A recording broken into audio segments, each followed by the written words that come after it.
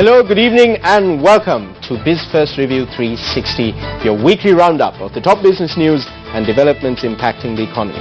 I'm Nadim Majid. It's good to be back. Let's take a look at our top story tonight.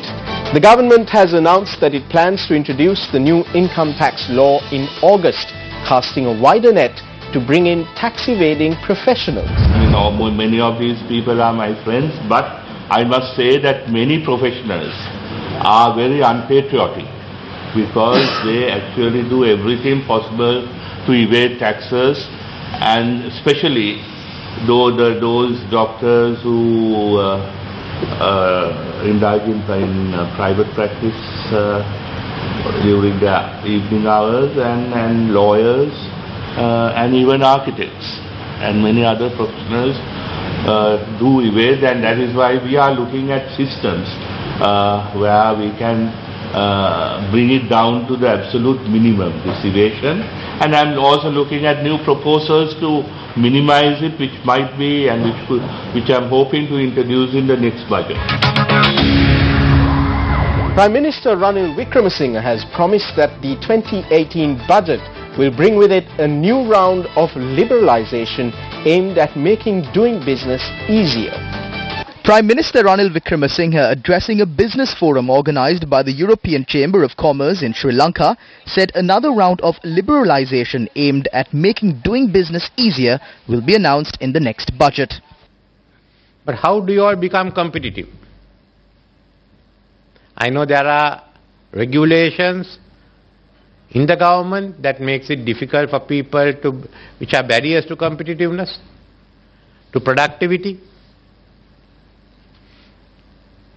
But for me, the finance minister, the Minister of Development Strategy and I are taking a relook at it so that by the next budget there will be another round of liberalisation. I hope to make a new statement of economic policy which will be followed by the budget. He said companies will be made more competitive with the proposed free trade agreements Sri Lanka plans to sign with big markets like China, Japan and India, apart from the GSP Plus deal giving duty-free access to the European Union. GSP Plus is the linchpin of building an outward-looking, export-oriented economy which will provide jobs and increase incomes. We are entering the richest consumer market in the world, a market which we've been dealing for over 2000 years, the type of the Greek states and the Roman Empire. We are not unfamiliar to each other. We have also been through the Holy Roman Empire when trade was open. Then trade was open everywhere. The other key factor is that global trade is going to depend on the EU, China, Japan and India. You are the drivers of this trade. And look at us. As usual, we are in the middle. So being outward looking also means the hub of the Indian Ocean. The GSP Plus is a key to us because here we have the ability to develop our economy and to develop and strengthen our democracy. EU Ambassador to Sri Lanka and the Maldives, Tunglai Mang, addressing the gathering, said Sri Lanka must cut duties, ensure transparency and eliminate corruption to better attract investment. We also know that the country's duties and taxes regime can have important consequences on its import and export levels. Sri Lanka has experienced increases in duties and levies that have made the cost of imports exorbitant in certain sectors. Furthermore, the fact that Sri Lanka imports most of its raw materials to produce its exports has had a negative impact on exports as well. Experts have therefore concluded that duties and taxes needed to be looked at and rationalized. Further, in the recently gazetted New Inland Revenue Act, if it's passed without any major modification, it is expected to introduce a simplified tax system that will support fiscal consolidation, make the tax system more efficient and equitable, and generate resources for social and development programs. This would be good news for the Sri Lankan people. We understand that the IMF, in its recent review, also recommended the Sri Lankan government to make progress on structural reforms, including tax administration and energy pricing. Let's now take a look at some other stories that made headlines this week. Lanka Pay, the new online payment platform for customs declarations, was launched in Colombo this week. It was inaugurated jointly by State Minister of Finance and Mass Media Eron Wickramaratne and Governor of the Central Bank Dr. Indrajit Kumaraswamy. Prior to this system, only importers and exporters who maintained their bank accounts at two state banks, namely the Bank of Ceylon and People's Bank, were able to make direct customs payments online. Under the new system, customs payments can be made online via all commercial banks. Stay tuned to BizFirst Review 360. On the other side of this break, a chat with one of the country's foremost tax experts on the new income tax law. Welcome back to the program. Minister of Finance Mangala Samaravira has announced that the new Inland Revenue Bill will be put to Parliament and adopted in August. How will this impact you at home? What are the practicalities of implementing the new proposals in this bill? To talk about this and more, we have with us in the studio this evening Mr. Duminda Hulangamwa, partner at EY. The Finance Minister Mangala Samaravira has announced that the new Inland Revenue Bill will be put to Parliament and hopefully made law come August. He has also said that the recommendations of the Supreme Court and any new suggestions that people may have, that the government may have, will be incorporated into the final draft of the bill as well. Should we be listening to the alarmists on this particular one? Is this Inland Revenue Bill going to be a bane for taxation, or is it a savior? Will it fulfill the lofty goals which the government envisions that it will fulfill? To talk about this and more, we've brought into the studio this evening one of the country's foremost experts on taxation, Mr. Duminda Hulangamwa. Mr. Hulangamwa, thank you very much for joining us on the program. Pleasure. Let me start by asking you the question that I posed to our viewers at the beginning. Is this a bane or a savior? Well, it could be a bane and savior both. Bane in this sense now, as I told you, as I told in the program before, the one that aired yesterday, is that if you look at the income tax rates that we had for a long time to certain sectors, will go up from 12 to 28%. As an example, if you take the healthcare industry, the shipping industry, airline agencies, a lot of other services that were 12%, construction industry will all go up to the 28% rate. Then you get the exemptions that were there for a long period of time, like the gem and jewelry industry, I think was exempt for almost 30 years or so. Then the provision of services to persons overseas by professionals or any other person was exempt from income tax for a long period of time, for about 10 years I would say now. So all those will become liable to income tax. So you get in the new law, if you look at the exemptions, have been all removed. It's across the board. Across the board, there are absolutely no exemption other than those exemptions that were granted by an agreement like the Board of Investment, the SDP Act, which will continue to exist so long as the agreement is there. So once expired the agreement, those all will come to an end. But the ongoing, the time-bound exemptions are not time-bound, that are coming to the Inland Revenue Act have all ceased to exist come the new act. So if you look at it that way, those people who are concessionary, who used to paying concessionary rates, not that they are used to pay a higher rate, but they were used to a lower rate, they are used to an exemption, will become more liable to income tax.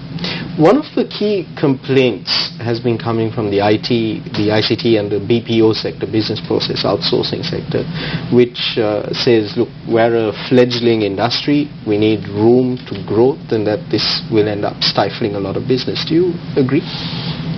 Well, yes and no. Yes, for the reason that this industry has been given exemption from about 2002 or 3 when we had a very small landscape for this industry. But now I was told it has grown to about $1 billion industry. And that is an industry that can give employment to our graduates who cannot find employment otherwise, to our school leavers who cannot find employment otherwise. So this is a real opportunity to get employment, the BPO outsourcing and the IT industry. And because of the cost factors that we have lower than mostly in Europe and the United States, people move out to this country. So you see, so those people make profits, so not that they can't afford to pay tax, but the issue is that if you take a country like India, a country like Vietnam, a country like Philippines, where the BPO IP industry is enormous, say 10-20 times of Sri Lanka, they have a lot of comparative advantages compared to Sri Lanka, like in terms of the resources, the manpower, the infrastructure, everything they can offer. For example, if you go to Vietnam, you can hire an IT graduate in 2 weeks.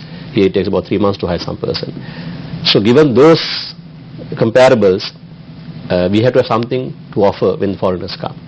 So if you say, okay, we don't have any of those comparables to offer here, plus we are also not giving any exemption from income tax, then what is the incentive in coming here? So this was serving as an incentive to knock off those other comparables or disadvantages we have. So to that extent, it will be a discouraging factor. But how is it encouraging? What's the positive side? The positive side is, in my view, you see, at some point everyone must be in the tax system. You see, we have a situation where a lot of companies have been exempt for a long period of time. Industry have been exempt for a long period of time.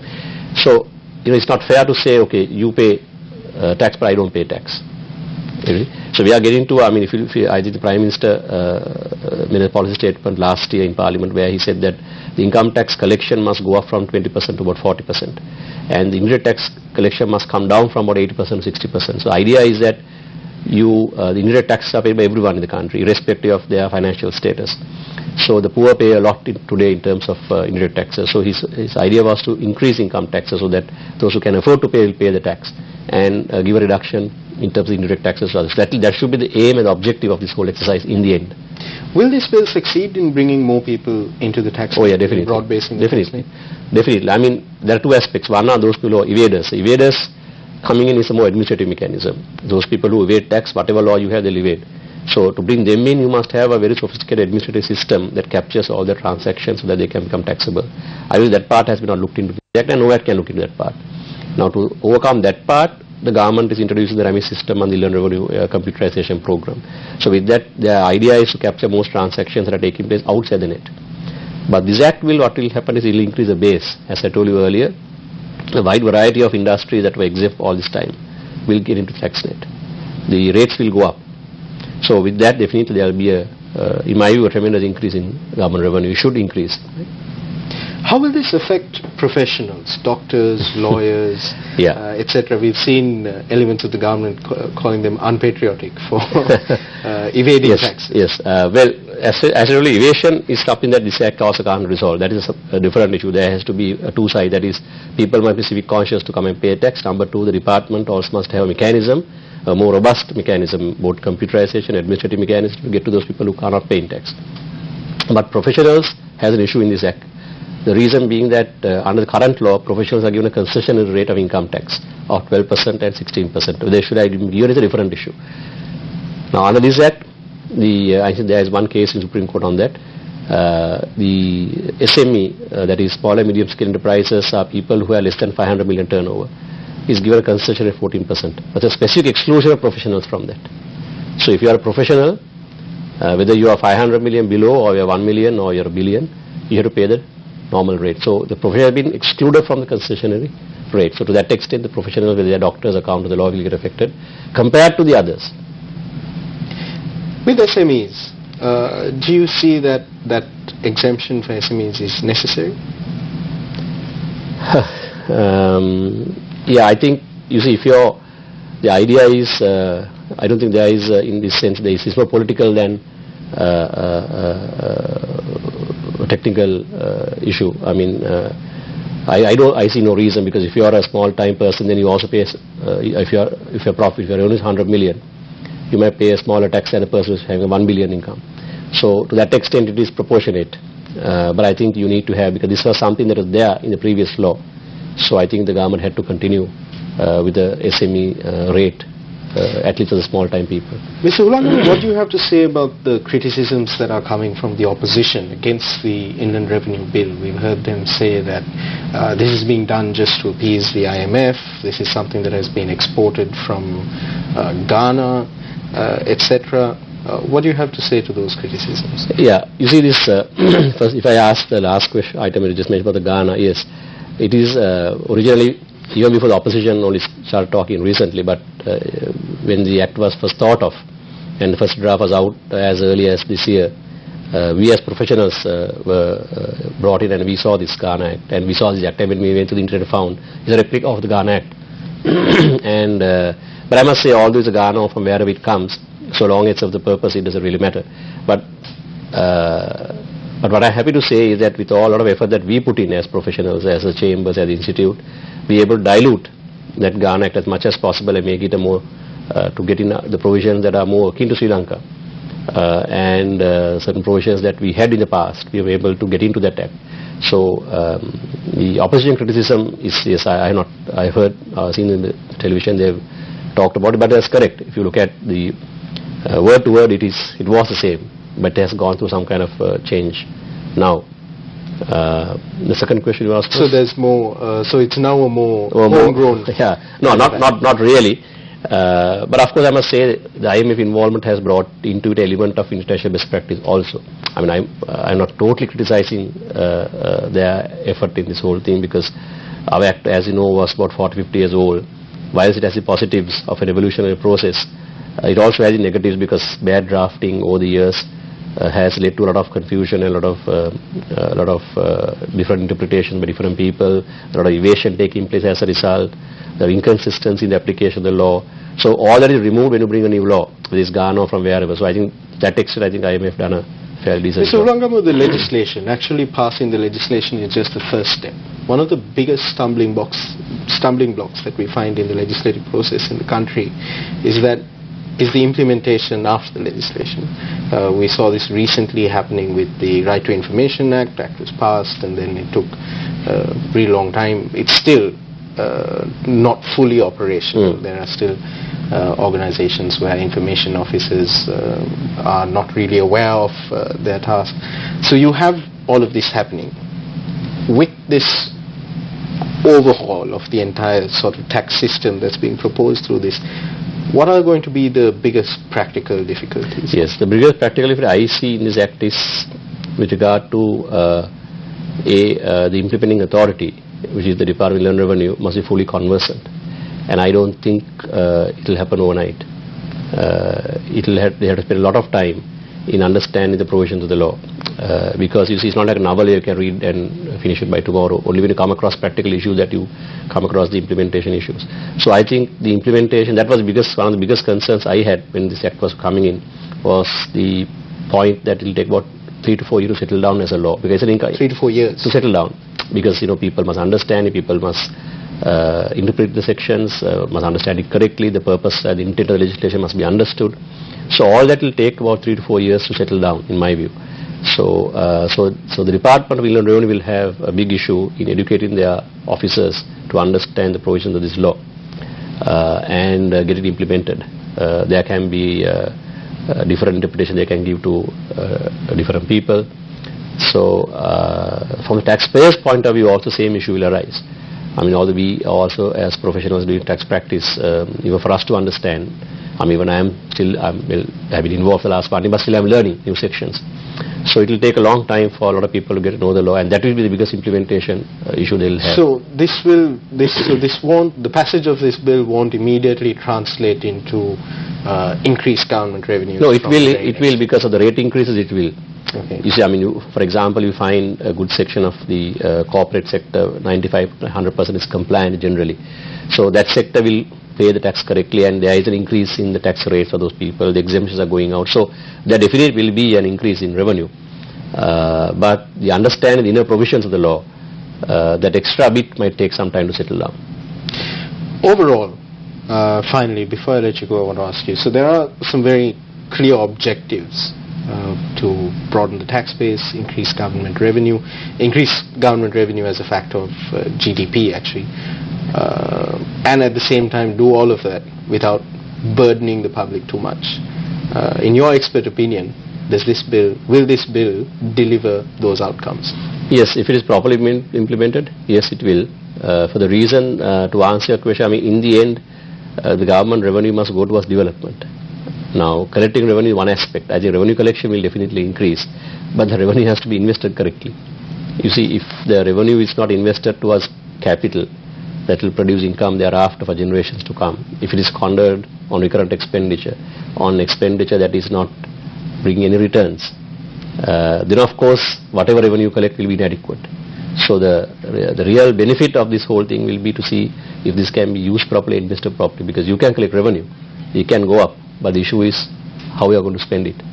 Mr. Rangamu, thank you very much for appearing on BizFirst Review 360. So there you have it. At the end of the day, no matter how much money you earn, no matter how much revenue you accumulate, it also depends on where you're going to be spending it. If you're squandering it, then it's not going to amount to much, and you'll never have enough. Welcome back to the program. The 2017 convocation of the Colombo International Nautical and Engineering College was held at the BMICH recently.